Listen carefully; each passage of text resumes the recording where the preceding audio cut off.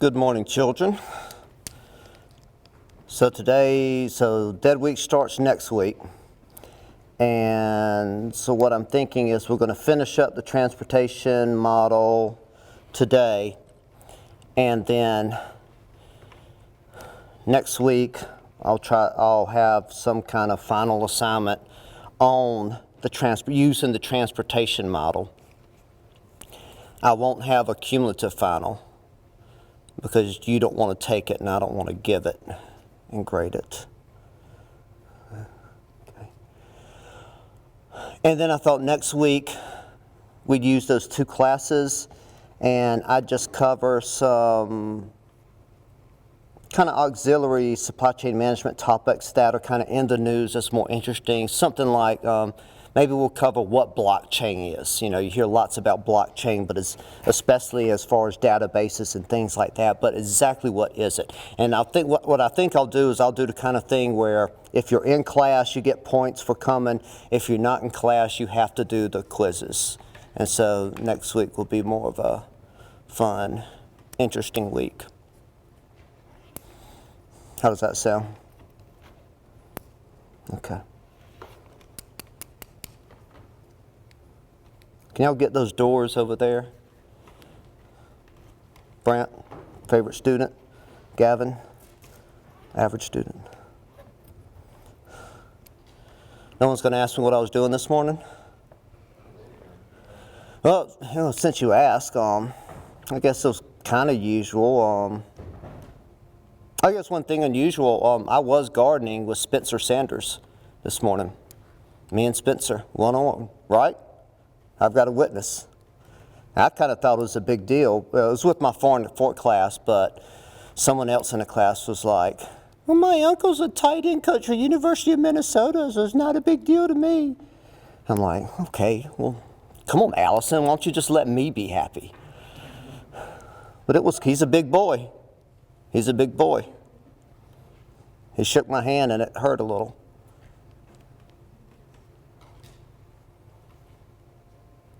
And I may be reading into things, but I think he may want to be best friends with me.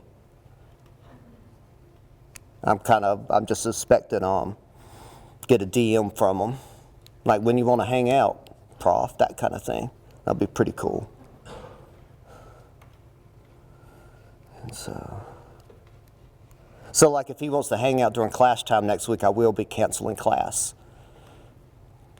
You know, your friends come first. Especially your best friend. In my case, Spencer Sanders. Okay. And last class we ran this model. I think everybody got the model. If you didn't, you can go to the module for today's date and download the correct spreadsheet. And I think everybody got it. And we ran the model. It's not correct. We ran the model and figured out there was a problem. So now we got to figure out the solution. And as kind of a warm up to figure out a little bit about the solution, I thought we should go over a bit some of the summation notation.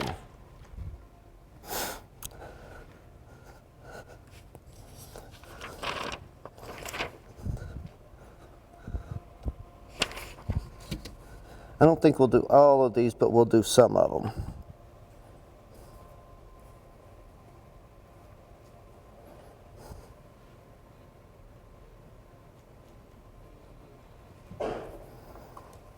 And of course, for our online students, the sheet is at the website for today's date. And so what we have two different matrices, and you can think of these as like two different matrices that'll be useful for in distribution models. But you have this matrix A, which it's a table, and it has kind of these two dimensions. It has like 6 rows, and you can think of those as like different supply sites, and then J1 and J2 can be like different distribution centers. And so like I1 could be supply site 1, J equals 2 could be distribution center 2. And then we have values. So the 7 here might mean we're sending 7 units from supply site 1 to distribution center 2. And then we have another matrix, Cij, that has the same dimension, so that might be like the cost of sending goods. So if we said X1, 2 of 7 means we're sending 7 units from supply site 1 to distribution center 2, then C1, 2 of 70 might mean that it costs $70 per unit to ship from supply site 1 to distribution center 2.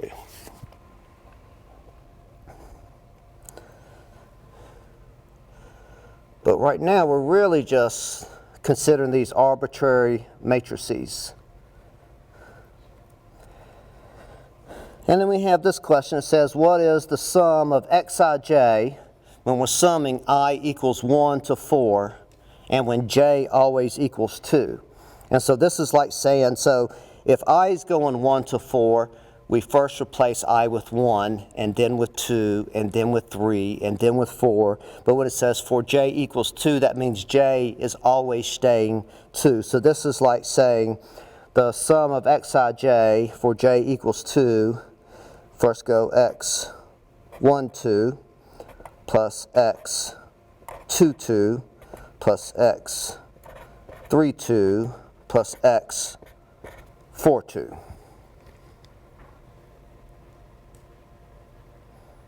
Again.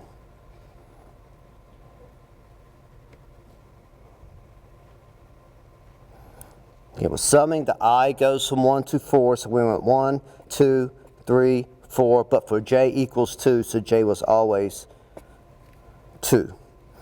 And so then if we plug in numbers there, x 1, 2 is 7, x 2, 2 is 8, x 3, 2 is 9, and then x 4, 2 is 10.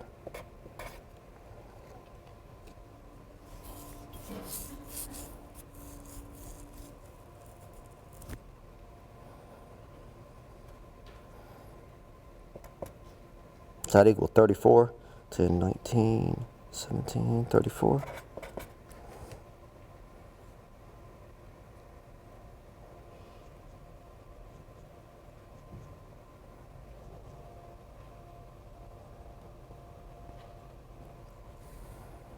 Then let's look at number 7. Here we're going I equals 1 to 3, but we're going Cij times Xij. And again, we're holding j equals 2. So this is like a sum product. We're doing a bunch of products, and we're summing them up. And with the summation, that means when I goes 1 to 3, first we replace I with 1, then we replace I with 2, then we replace I with 3. But when we say for j equals 2, that means j is always equaling 2. And so here, we go C, first I is 1, but j is always 2, times x, I is 1, j is 2, plus C, 2, 2, x 2, 2, plus C, 3, 2, x 3, 2.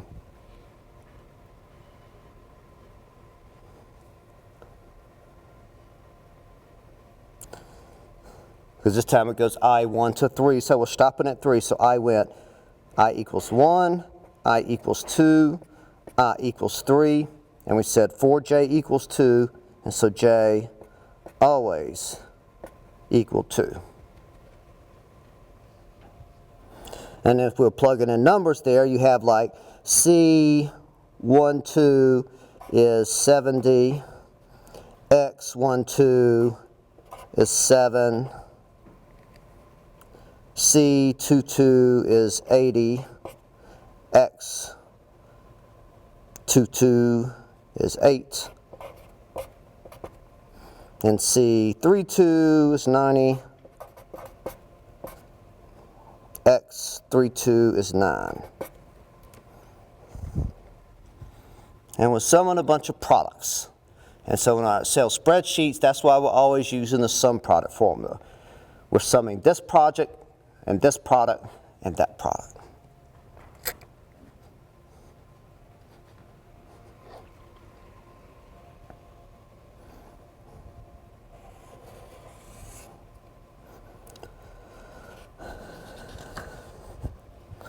And then let's get right down to probably the most difficult one, which is number 8.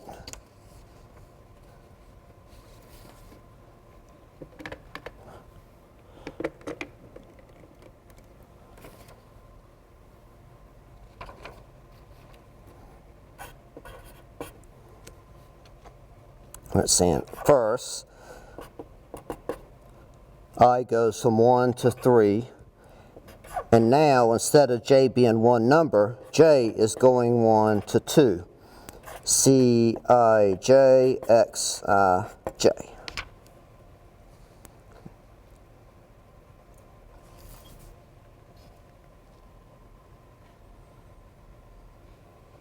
And to see how they do that, look back to when the similar problem. This was the summation when j was just 2. So instead of j going 1 to 2, here it's just j2. And so we had 3 terms. But now when we have the sum of j1 to 2, we're saying not only are we doing summations when j equals 2, we're also doing it when j equals 1. So there's going to be another 3 terms like this, except that 2, that second 2 where we have j, is going to be replaced with 1.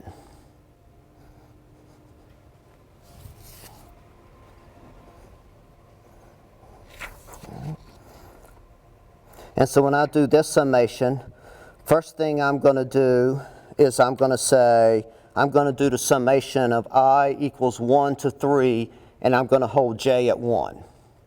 And I'm going to get 3 terms. And then again, I'm going to sum I equals 1 to 3, and then I'm going to have j equals 2.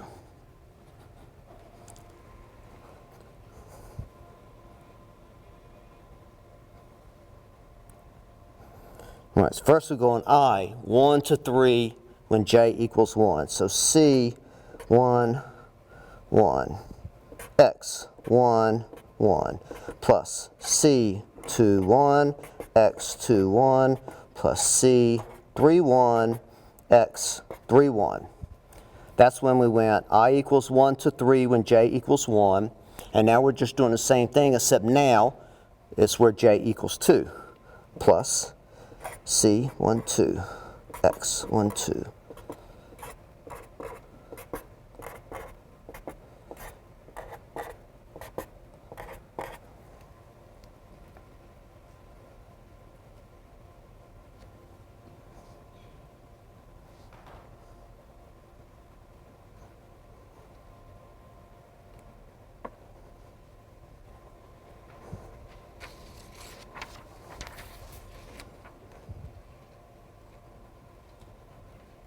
And I think you see how we can plug in the numbers.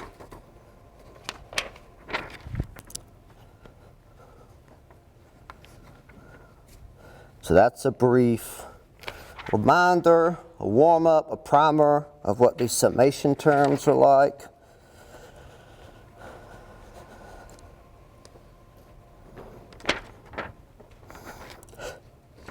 And now we're going to the second page of this worksheet. And this didn't come in very well. I'm going to show them in the form of slides real quick.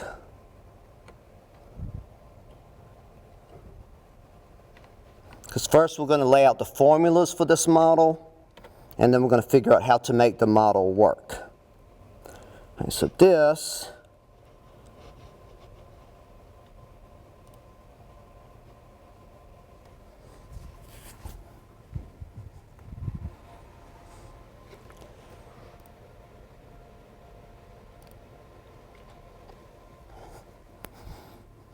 was our model. So remember, we have 2 plants, and we need to send units from this plant to regions, to 3 different regions, but everything has to go through one of 2 distribution centers.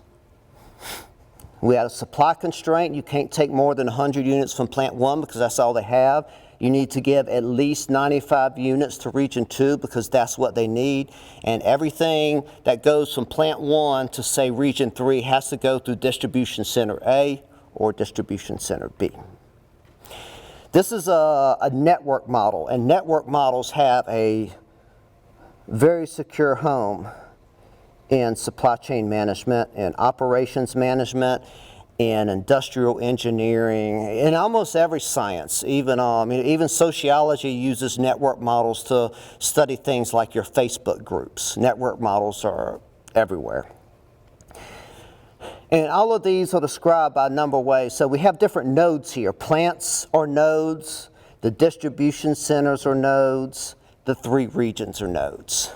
And then you have arcs, and arcs are just connections between different nodes. So this connection between plant 1 and distribution center A is an arc.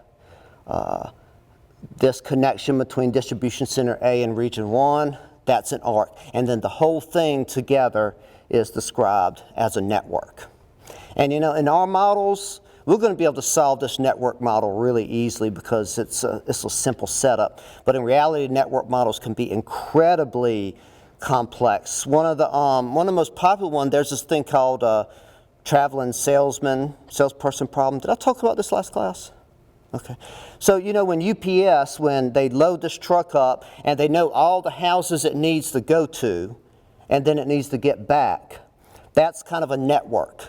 And there's lots of different ways they could deliver those packages to those different houses. And most of the time, those models are incredibly hard to solve. There are algorithms you can use to solve for them, but you never really know if you get the right answer.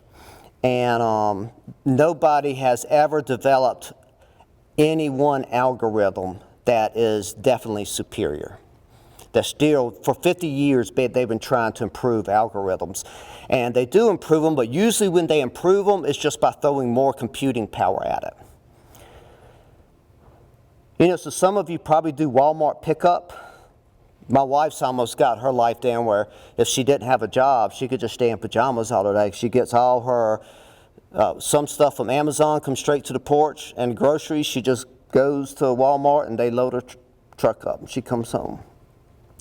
And think about what those Walmart employees have to do. So they get a list of things people need, and they have a handheld computer that tells them where to go.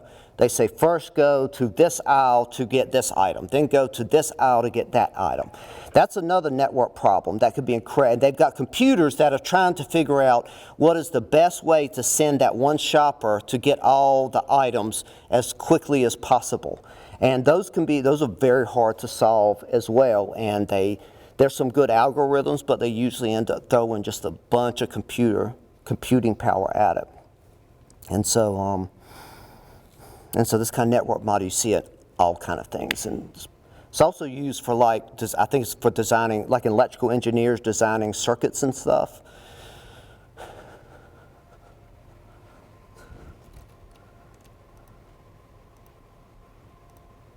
All right.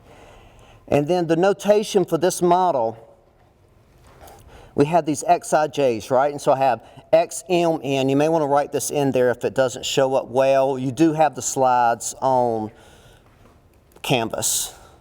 No. So this is subscript M, subscript N. That's like the decision variable. We said the number of packages we're sending from node M. It should really be number package shipped from like node M to node N instead of arcs. And so like if we have XID, that's like the number of packages shipped from plant I to distribution center D. We had 2 plants, 2 distribution centers. So I would go from 1 to 2, D would go from 1 to 2. And then we had DXDJ, number of packages shipped from distribution center D to region J. Where D goes from 1 to 2, there are 2 distribution centers. J goes 1, 2, 3, 3 different regions. And then CMN is the cost of shipping one package from node M to node N. And so like if it has, so this 1, 2 right here is 190. That's the cost to go from plant 1 to distribution center A. And we had supply constraints and we had demand constraints. Okay. Now we made this model, and it probably made intuitive sense to you in Excel. We're going to put the formulas behind it and then figure out what the one formula we have is missing. We said our objective function was this. We had a sum product formula.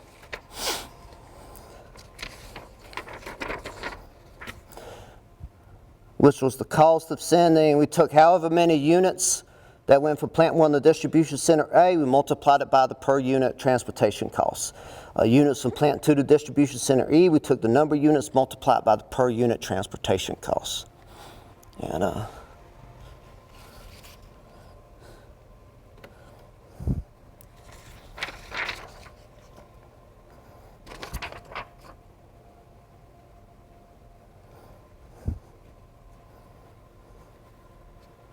And so if we were writing the objective function, our objective function would be to minimize a function, and we'll say by choosing xid and xdj. The number of units that go from plant I to distribution center D, and the number of units that go from distribution center D to region J. We're minimizing a sum product formula. And all those other fancy models I talk about, the reason they're so hard is because the objective function is not just a sum of products. It's not linear. It's very highly nonlinear. Well, first, so xid, so we know that we go from I equals 1 to 2 because there are 2 plants. And then D is going to go from 1 to 2 because there are 2 distribution centers. And we're multiplying xid times cid.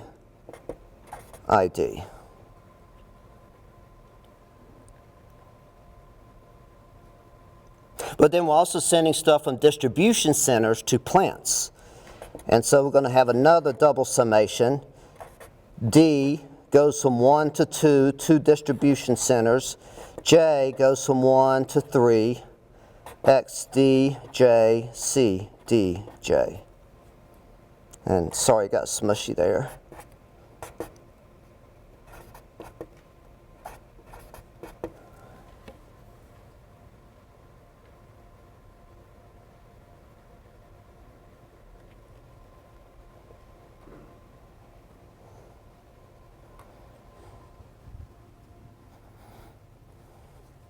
The C's are parameters, numbers given to us. The X's, XID, XDJ, decision variables. And so if we look at this as 2 to 4 decision variables in this summation. Then we have 6, 3 times 2. And so 6, 4 plus 6, 10 total decision variables. When you look at your spreadsheet, you'll see that some product formula involves 10 decision variables. And then we had constraints in there as well.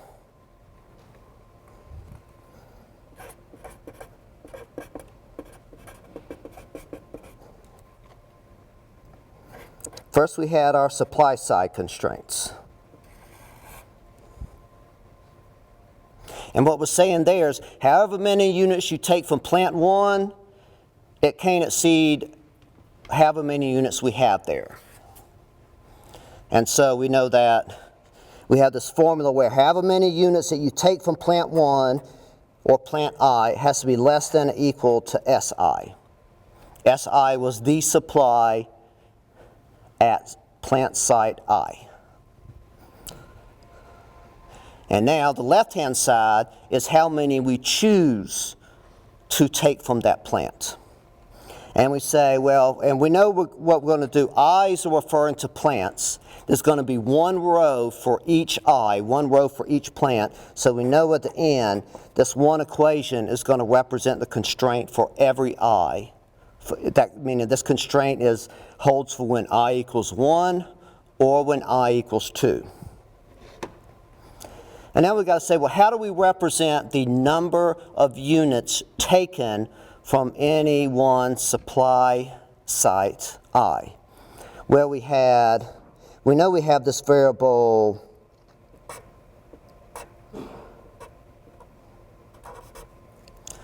XID, which is the number of units that goes from supply site I to distribution center D. And we're saying for all I, so we're holding I's constant, so the I's always stay in there. But we have this D, and we need to kind of get rid of the D through a summation. So we're saying X1, XI1, the number of stuff that goes from plant I to distribution center 1, plus XI2, the stuff that goes from plant I to distribution center 2. That has to be less than the supply. And so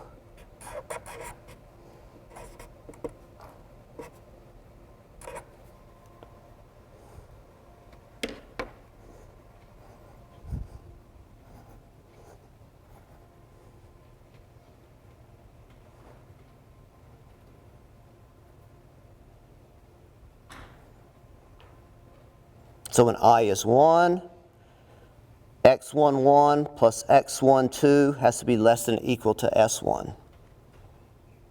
The amount that goes from plant 1 to distribution center 1 and distribution center 2 has to be less than or equal to the amount that we had there.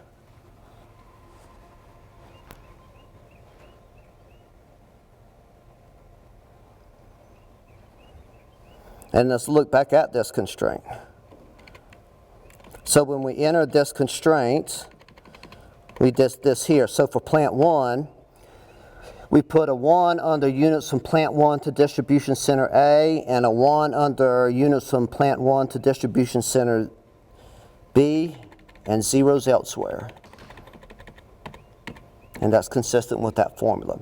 When we're talking about plant 2, we put a 1 under units from plant 2 to distribution center A and a 1 under units from plant 2 to distribution center B.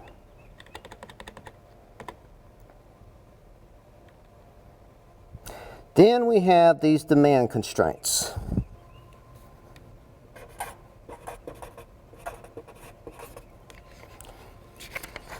And we know the demand, these are regions, and we're denoting regions by J. And there's one demand constraint for each region. So we know each constraint is going to be referring to each J, to each region. So we know the end of the equation is going to say for every J. This equation we're putting has to hold for every J, meaning every region. And we know that for any one given J, the amount that we send to that region has to be less than or equal to the demand at that region. DJ is the amount that we need in region J, so the amount we send there has to be greater than or equal to that. So this means that for any one J, however much comes from distribution center 1 plus however much comes from distribution center 2 has to be greater than or equal to that. So when we look at R, we know we have these X DJs. Those are only decision variables that have the J in it. We're also summing that over D equals 1 to 2. So like if J equals 2, so we're talking about region 2, then Xi2 plus X12 plus X22, that's the total amount going from all distribution centers to region 2, has to be greater than or equal to D2 demand in that region. Those are the constraints we had for that.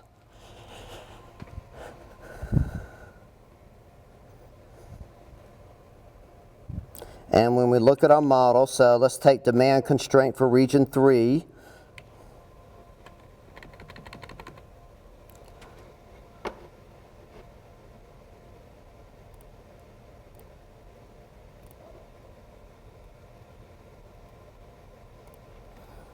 So we're talking about region 3. We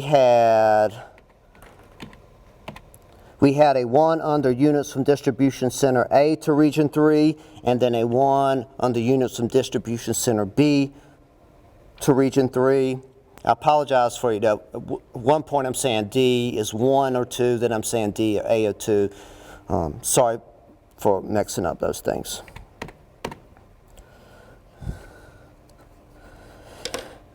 And so that's how we built our model. And then what we had when we ran our model,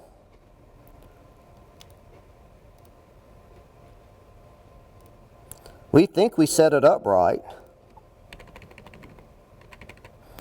And we found that we met our supply constraints because we wasn't taking anything from supply site 1 or 2. So nothing was, so we're not busting our constraints there.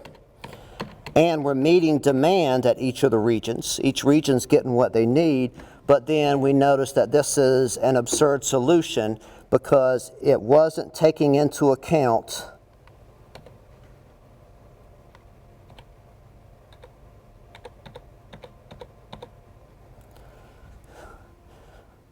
we know that if anything comes from distribution center A to region 1, it first has to be delivered to the distribution center A. We know that. We know that's how distribution center works, but Excel doesn't know that.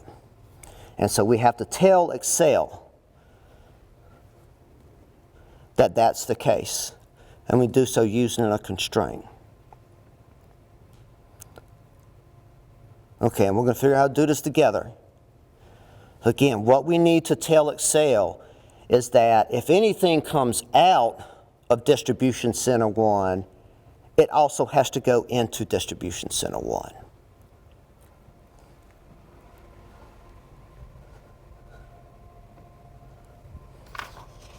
Think about it like this.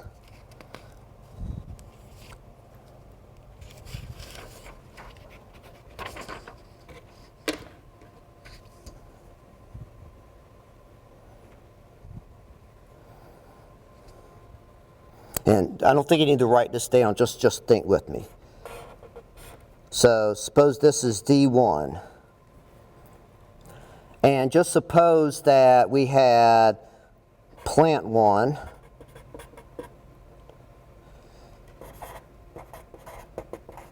and region 1. And that's all.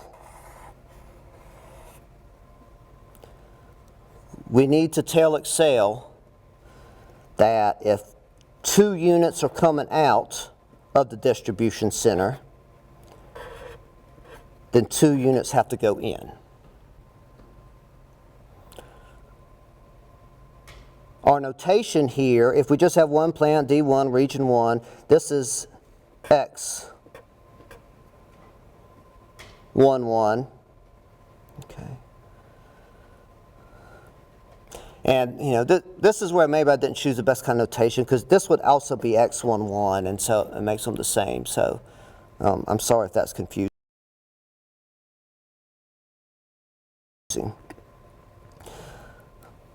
For now, let's just call it, if that's confusing, just call this Z11. So suppose X11 was the decision variable about how many goes from plant 1 to distribution center 1. And Z11 is how many goes from distribution center 1 to region 1. And we need to say 2 equals 2. Or if this is 4, that has to equal 4. Or if this is 1,000, that has to equal 1,000. And so what equation would do that? When we're talking just in terms of X11 and Z11. So if we have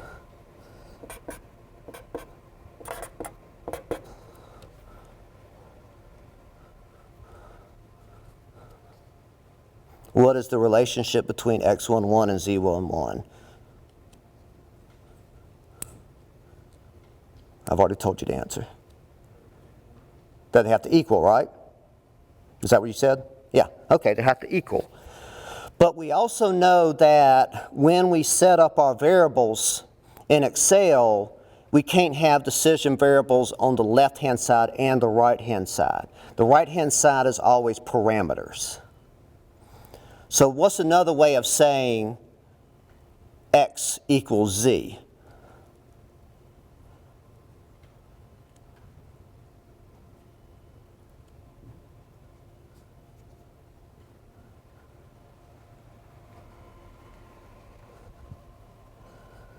We know we're going to need some number over here on the right-hand side. Suppose it's 0. Maybe, let's try, what if we try to equal 0? What would be the equation there that makes x and z equal?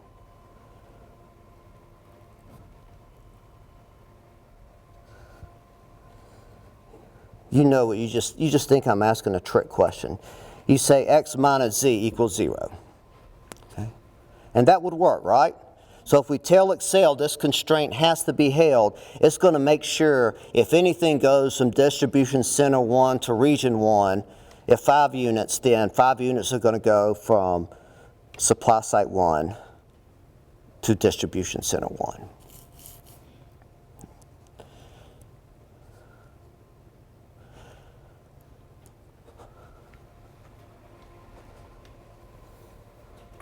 Or what if there was 2 plants?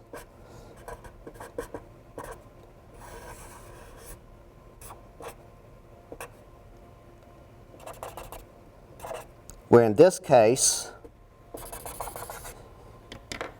if you had 2 units going from plant 1 to distribution center 1, 1 unit going from plant 2 to distribution center 1, you've got 3 going in, so you can have 3 going out.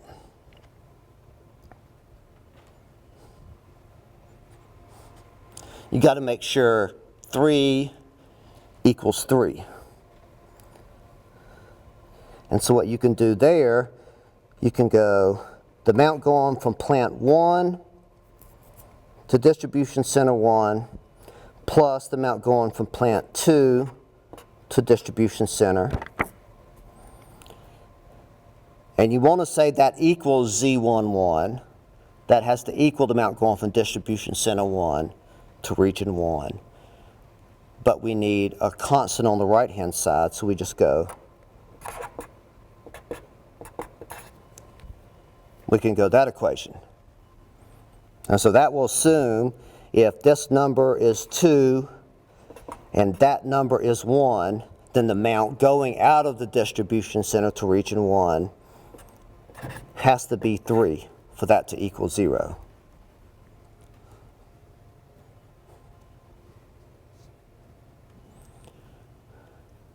And so you're seeing the constraint we need 1 constraint for each distribution center, where all it says is the stuff going into the distribution center minus the stuff going out has to equal 0.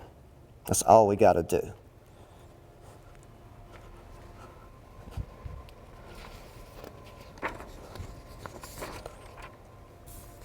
And so that constraint is going to look like this. We're going to have 1 constraint for each distribution center. So we know at the end, we're going to, that the formula is going to be for every D, every distribution center.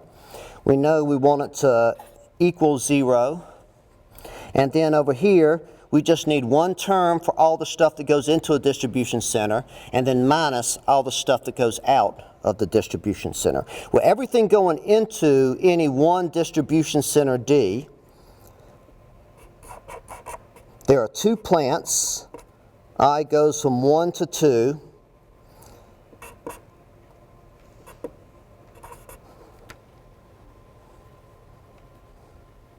XID. That term's going to be for any one D. That's going to tell us all the stuff going into D from any of the 2 plants.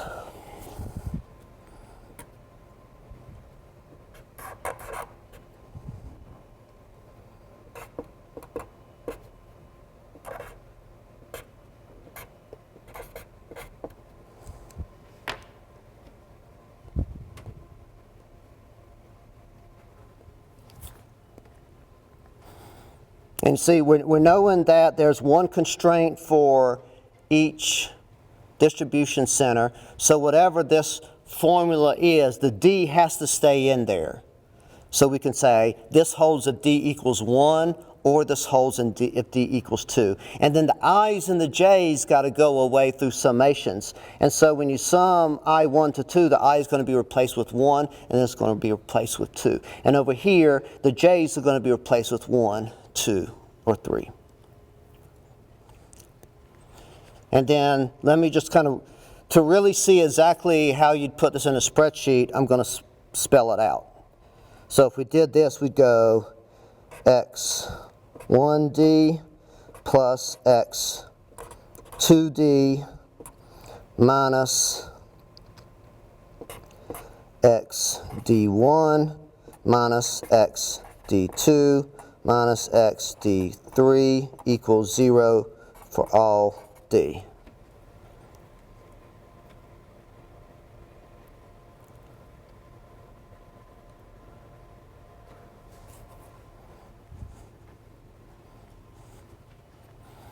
All the stuff going into distribution center D minus all the stuff going out of the distribution center has to equal 0, so that all the stuff in equals all the stuff going out.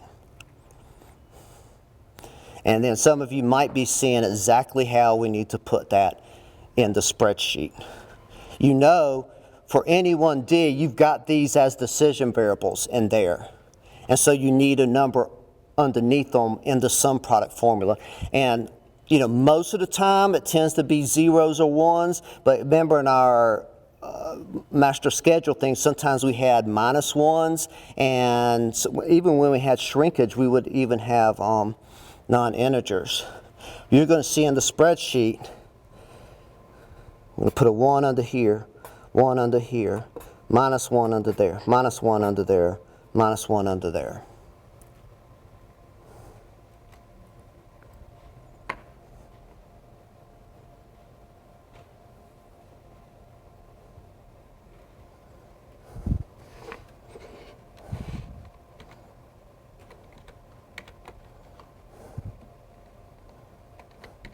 So in addition to our demands, constraints, and supply constraints, we're going to have a distribution flow constraints.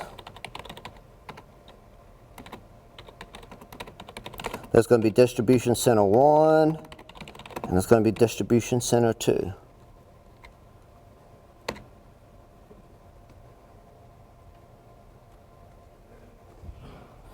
And we need to remember we want ones under all the stuff going into the distribution center of interest, negative ones underneath all the stuff going out of the distribution center.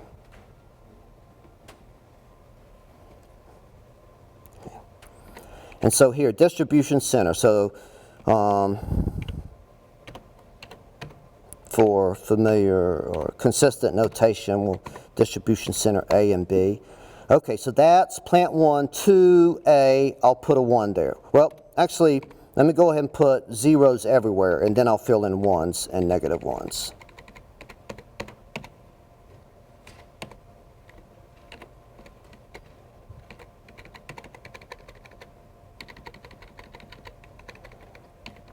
Okay. Okay, so with distribution center A, that's units from plant 1 to distribution center A, so it's going into A, I want a 1 there. That's into B, so, and we're on the row about distribution center A, so we want a 0 under that, we want it to go away. From plant 2 to distribution center A, we want a 1 there. All right. To distribution center B, we want 0 there because we're concentrating right now on distribution center A. All right, so here's units from distribution center A. So we want a negative 1 under there. That's from B, so we leave it alone at 0. From distribution center A, negative 1. That's B, so we leave it at 0. From distribution center A, negative 1, we leave that 0. And now we're at distribution center B. So now we want a 1 underneath anything going into distribution center B. I see that there. That's plant 1 going to B. Here's plant 2 going to B. And then I want a minus 1 for anything going out of distribution center B. So that's out of B, negative 1. Out of B, negative 1. Out of B, negative 1.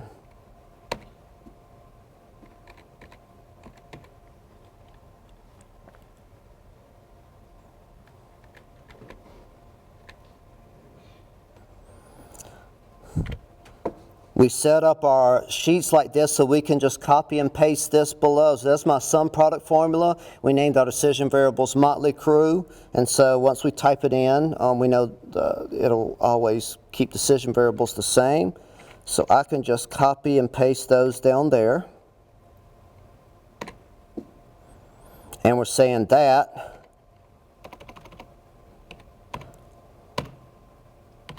has to equal 0. And you can see right now it doesn't equal 0 because our previous solution was a nonsensical solution. We didn't have that constraint. It's negative because the stuff going out of the distribution centers was greater than the stuff going into the distribution centers.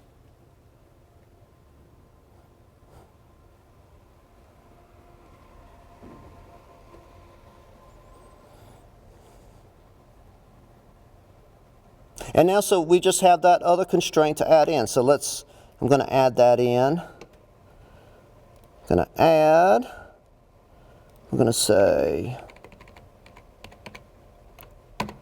that left-hand side has to equal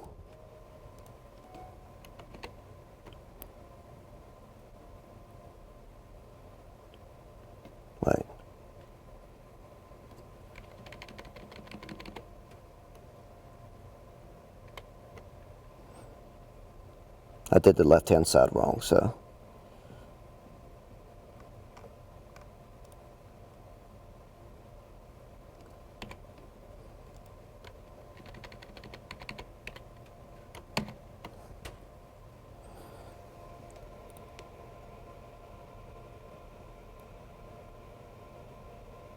The left-hand side has to equal right-hand side, okay?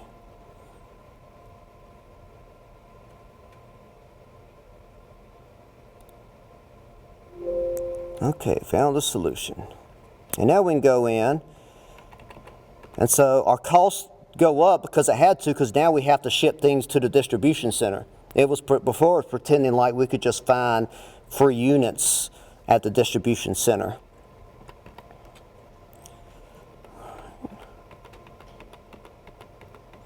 If I look at the constraint, okay, it's taking everything it can from plant 2, but it doesn't take everything, it leaves some behind at plant 1. It doesn't need it all. That looks right. We're meeting demand. Okay. That constraint satisfied. Let's let me do a visual check. So it looks like, let's see how many units are going into plant 1, plant A. 105, so 105 units are going into plant A. How many are leaving plant A? That's 25 plus 80, 90, 105.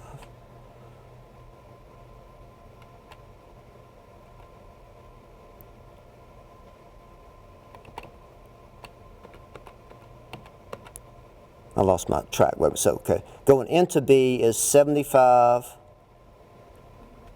Now, let's do 1, plant center A. So, going into A is 105. Leaving A is 25 plus 80. Yeah. Okay. 105 units goes in, 100 unit 5 goes out.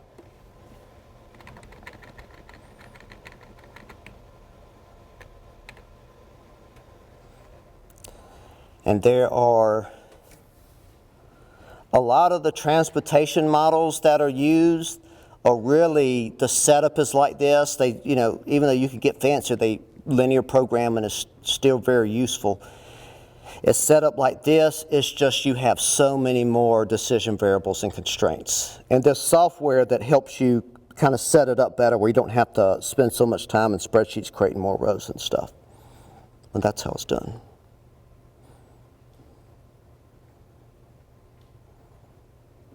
Okay, if you got it, if you got this answer, if you got your spreadsheet built, you're awesome, you can go. If you didn't get this answer, you're still awesome, but let me know and I want to come and help you and make sure you get it. So raise your hand if you did not get that spreadsheet built.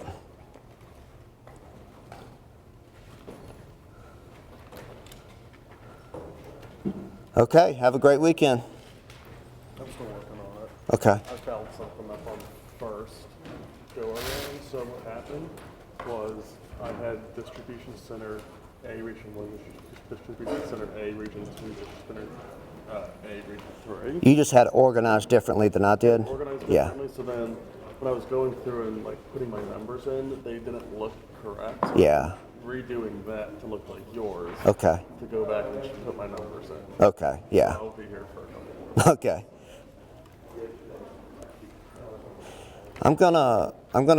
I still haven't heard back from those people. I keep meaning to do it, so tomorrow, next week, I'm gonna contact them again. And I'm just gonna tell them, like, if we don't hear back from you, we're gonna go to the Tulsa Feed Bank.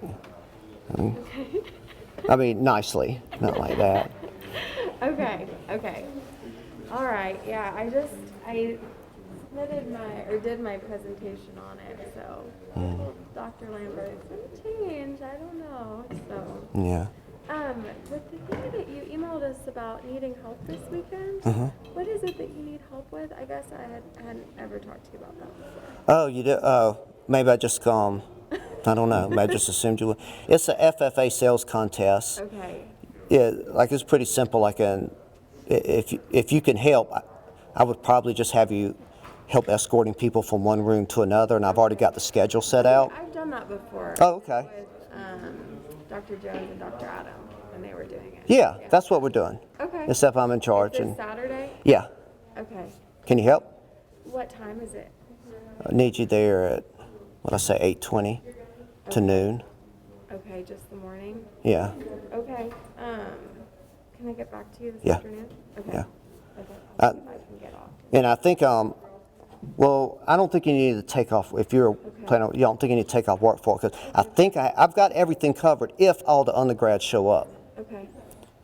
I'll be there. Yeah, I've got you as a I've got you there in case one of them doesn't show up, and to kind of help escort people. Okay. Sounds good. Okay. All right. Mm-hmm.